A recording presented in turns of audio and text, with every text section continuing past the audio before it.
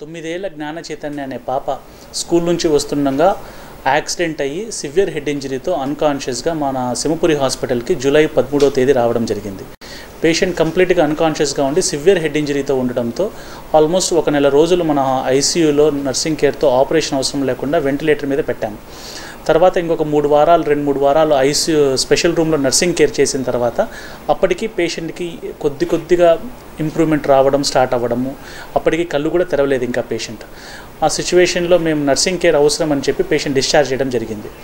Patient వాళ్ళు ఇంటికి వెళ్ళి జాగ్రత్తగా నర్సింగ్ కేర్ చేస్తూ స్లోగా ట్రీట్మెంట్ తీసుకోవడంలో ఇప్పుడు 7 నెలల తర్వాత పేషెంట్ ఇప్పుడు కంప్లీట్గా నార్మల్ అయిపోయి అన్నీ గుర్తుపడుతూ అంతా నార్మల్ రికవరీ వచ్చింది. ఇది exclusively only because of care, intensive care and nursing care వల్ల సూపర్ యాడెడ్ ప్రాబ్లమ్స్ రాకుండా జరగడం జరిగింది. మోస్ట్ ఇంపార్టెంట్లీ మేము ఏం చెప్పదలుచుకున్నామంటే పేషెంట్స్కి రికవరీకి చాలా 6 నెలలు 7 నెలల వరకు వాళ్ళ పేరెంట్స్ జాగ్రత్తగా చూసుకోవడంతో ఆమె రికవరీ జరిగింది. ఎప్పుడైనా న్యూరో పేషెంట్స్ మేము చెప్పదలుచుకున్నది ఏంటంటే న్యూరో పేషెంట్స్ తలకు దెబ్బ తగిలిన వాళ్ళు కానీ మెడల్లో స్ట్రోక్ వచ్చిన పేషెంట్స్ కానీ మేసివ్ టైమ్స్ చాలా రోజులు రికవరీకి టైం పడుతుంది. అన్ని రోజుల వరకు పేషెంట్ అటెండెన్స్ సహనంతో ఓపిక పట్టి కేర్ తీసుకుంటే చాలామంది ఇలా కంప్లీట్ రికవరీ వచ్చే వరకు ఛాన్సెస్ ఉంటుంది.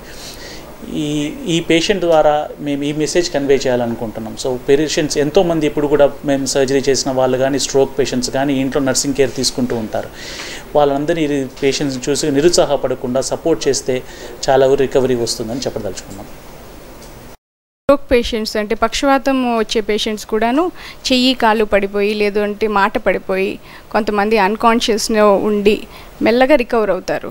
అంటే హాస్పిటల్లో ఉన్నన్ని రాళ్ళు హాస్పిటల్ స్టాఫ్ డాక్టర్స్ అందరూ చూసుకుంటారు. But once they go home వాళ్ళ ఇంటికి వెళ్ళినాక వాళ్ళకి కేర్ ఉండదు. కానీ ఆ ఏం కేర్ తీసుకోవాలి ఇంటికి వెళ్ళినాక మనం వాళ్ళకి టీచ్ చేసి పంపిస్తాం. అంటే ఎలా పేషెంట్కి ఎలా ఫీడింగ్ ఇవ్వాలి, ఆహారం నోట్లో నుంచి తీసుకోలేని పేషెంట్కి ఎలా ఫీడ్ ఇవ్వాలి, ఎలాగ బాడీ అంతా ఎలా కేర్ తీసుకోవాలి, బెడ్ సోర్స్ అవి రాకుండా అదర్ కాంప్లికేషన్స్ ఏం రాకుండా అన్ని జాగ్రత్తలు చెప్పి ఇంటికి పంపిస్తాం.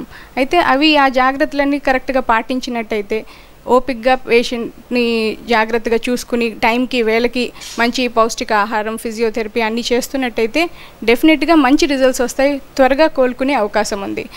మేము చూస్తూ ఉంటాం ఎవరైతే ఇంట్లో కేర్ సపోర్ట్ బాగుంటుందో వాళ్ళు బాగా రికవర్ అయ్యి నడుచుకుంటా హ్యాపీగా వాళ్ళ పనులు వాళ్ళు చేసుకుంటా తిరిగి మళ్ళీ నార్మల్ అయ్యే సూచనలు ఎక్కువగా ఉంటూ ఉంటాయి. ఈ విధంగా అంటే ముఖ్యంగా ఏంటంటే హాస్పిటలే కాకుండా పేషెంట్ వాళ్ళ తాలూకు బంధువులు అటెండెంట్స్ కూడాను ప్రాపర్గా కేర్ తీసుకొని ఫిజియోథెరపీ చేసి పేషెంట్స్ త్వరగా రికవరీ అవ్వడానికి వాళ్ళ హెల్ప్ కూడా ఎంతో అవసరం.